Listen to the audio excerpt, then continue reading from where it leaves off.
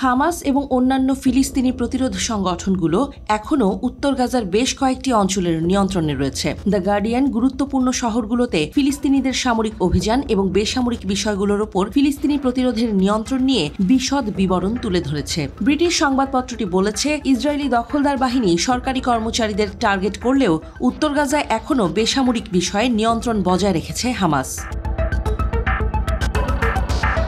প্রকৃতপক্ষে ফিলিস্তিনি প্রতিরোধের বিরুদ্ধে ইসরায়েলের যুদ্ধ শুধু সামরিক বিজয় অর্জনের দিকেই মনোনিবেশ করেনি, বরং গাজায় সমস্ত অবকাঠামো ধ্বংস করার পাশাপাশি মূল কর্মকর্তারাও রেহাই পাননি। বিশেষজ্ঞদের বিশ্বাস, ইসরায়েলি দখলদারিত্ব সেই লক্ষ্য অর্জনে ব্যর্থ হয়েছে। গাজায় প্রতিরোধ দুটি ফ্রন্টে লড়াই করছে, যার লক্ষ্য তার সশস্ত্র ব্রিগেডের ওপর ইসরায়েলি আক্রমণ প্রতিরোধ এবং ফিলিস্তিনি জনগণের প্রতি তার দায়িত্ব বজায় রাখা এবং পালন করা। গাজার আল আজহার ইউনিভার্সিটির রাষ্ট্রবিজ্ঞানের অধ্যাপক মাখাইমার আবু সাদা দ্য গার্ডিয়ানকে বলেছেন, একটি ব্যাপক বিশ্বাস রয়েছে যে ইসরায়েল হামাসের সাথে যুদ্ধ করছে না, বরং ফিলিস্তিনি জনগণের সাথে যুদ্ধ করছে। আবু সাদার মতে, এটি ফিলিস্তিনি প্রতিরোধের বেসামরিক পদে ব্যক্তি নিয়োগে সহায়তা করবে এবং সমর্থন যোগাবে। Israeli Moshe Dayan Center for Middle Eastern and African স্টাডিজের বিশ্লেষক মাইকেল মিলস্টেনের মতে, গাজায় এখনও শাসন করছে হামাস। এটি কোনো ধরনের ছায়া সরকার নয়। গাজায় মাত্র একটি প্রভাবশালী বিশিষ্ট কর্তৃপক্ষ আছে, আর তা হলো হামাস। হামাসের নেতারা খুবই নমনীয় এবং তারা নতুন পরিস্থিতির সাথে মানিয়ে নিয়েছে।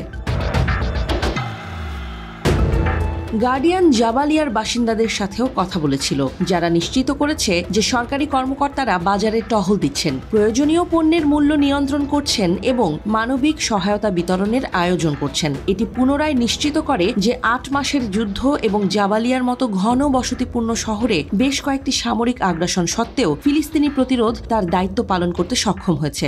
জাবালিয়া এবং আল জেইতুনে ফিলিস্তিনি প্রতিরোধের শক্তিশালী সামরিক উপস্থিতি। দ্য গার্ডিয়ান এই বিষয়ে ইসরায়েলি নিরাপত্তা পরিষদের সাবেক প্রধানের মন্তব্যকে উদ্ধৃত করেছে। ইয়াল হুলা তা বলেছেন, আমাদের মনে রাখতে হবে যে গাজার উত্তরে জাবালিয়া ও জেইতুন যে জায়গাগুলো থেকে ইসরায়েলি সেনারা সরে গেছে, সেখানে হামাসের সশস্ত্র লোকের সংখ্যা অনেক বেশি। এই কারণেই আইডিএফকে জাবালিয়ায় ফিরে যেতে হয়েছিল। জাবালিয়া ও জেইতুন হামাসের নিয়ন্ত্রণে। মিত্রদের যথেষ্ট বিরোধিতা সত্ত্বেও প্রধানমন্ত্রী বেনিয়ামিন নেতানিয়াহু সহ শীর্ষস্থানীয় ইসরায়েলি কর্মকর্তারা ধারাবাহিকভাবে যুক্তি দিয়ে আসছে, রাফাতে তাদের চলমান আক্রমণের লক্ষ্য হামাসের সামরিক সক্ষমতা ভেঙে দেয়া এবং বন্দীদের মুক্তি করা। তবে জাবালিয়ায় যুদ্ধ হামাসের শক্তিকে তুলে ধরেছে, যার কিছু অংশ যেগুলোকে ইসরায়েল হামাস মুক্ত হিসেবে ঘোষণা করেছে, যেখানেও হামাস পুনরুজ্জীবিত হতে পারে। বিশেষজ্ঞদের মতে, হামাসকে সম্পূর্ণভাবে ভেঙে ফেলার ভিত্তিতে মাস বা বছর ধরে চলা লড়াই কখনো শেষ হবে না।